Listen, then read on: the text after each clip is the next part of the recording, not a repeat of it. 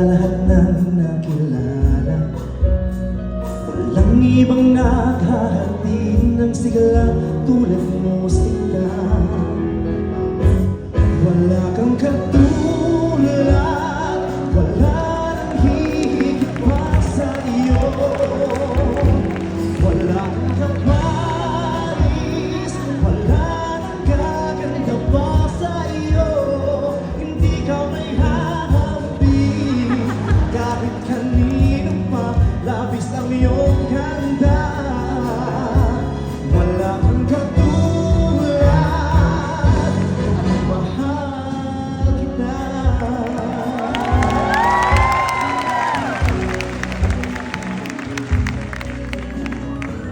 Isa lamang ang nais, ang makapiling ka lagi, at pagmasdan ang iyong nangungusap ng mga mata. Okay ka na.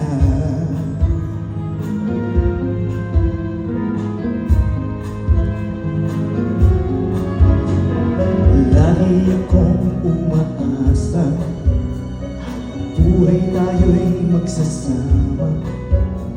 Huwag kang mabahala sa piling ko ay liligaya ka. Wala kang katulad, wala nang hihigit pa sa iyo. Wala kang kaparis, wala nang gaganda pa sa iyo. Hindi ka may hahambing, kahit kanino pa, labis ang iyong ganda. Wala kang katulad, ang mahal ka. Isa lamang sa aking buhay, nagpadama ng ganito.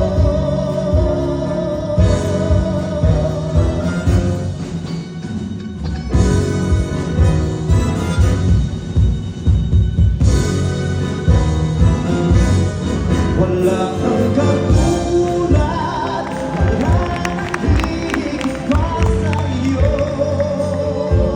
Wala kang kaparis, wala nang gaganda pa sa iyo. Hindi ka may hahambing, kahit kanino pa, labis ang iyong ganda. Wala kang katulad, wala kang katulad, wala kang katulad, at mahal kita.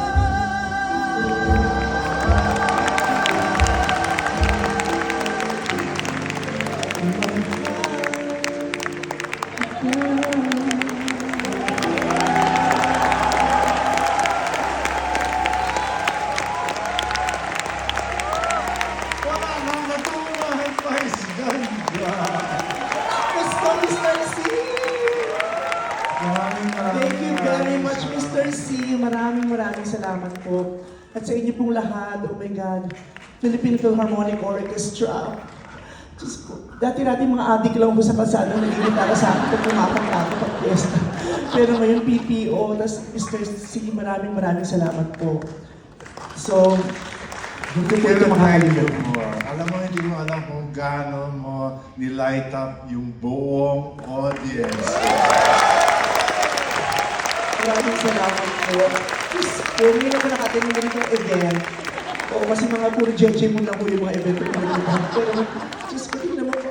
Gen senior citizens, ang mga nakikita na mga Vicente, mayayaman, mababait, mga nagbabasa ng Biblia, nagsisimba tuwing linggo. First time ko magkaroon ng ganitong audience, maraming salamat. Maraming salamat po. Kasi mga pinakamatitino ko ng audience, yung mga kalalabas na ng rehab, maliban. Pero thank you very much for making me part of this wonderful event. Ang sarap lang maka-experience ng tinutugtugan ako ng national artist.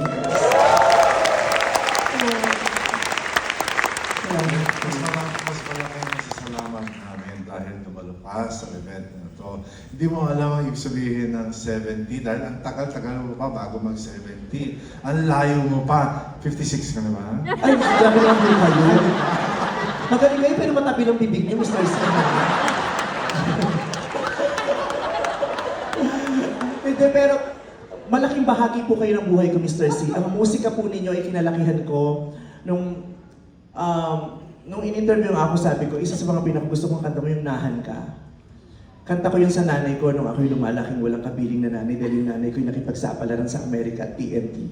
Yung Nahan Ka. Totoo po yun. Nakakatawa yun, TNT yung nanay ko. Bakit mayayaman kay judgment? Ano yung nanay ko, ano kasi siya, dito caregiver siya sa Amerika. So, she's been away for such a long time. Lumalaki ako, walang nanay. Tapos narinig ko yung kanta yung Nahan Ka. Yung, Nahan ka, nahan ka, ako ba ang dahilan? Ang nanay ko ay lumisan. Kasi ganito po yun ang nanay na nag-OFW. Tapos nung na-inlove na ako, Can This Be Love?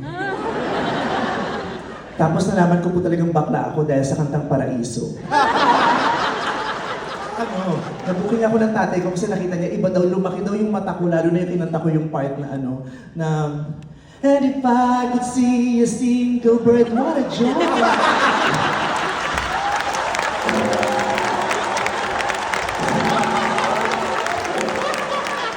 So, dun ko lang, oh my God, bakla ako. Iba yung ibig sabihin sa akin ng kanta. Kaya, aalis na mo ako, baka mag-iba pa yung tema ng programa. Thank you very much. I love you.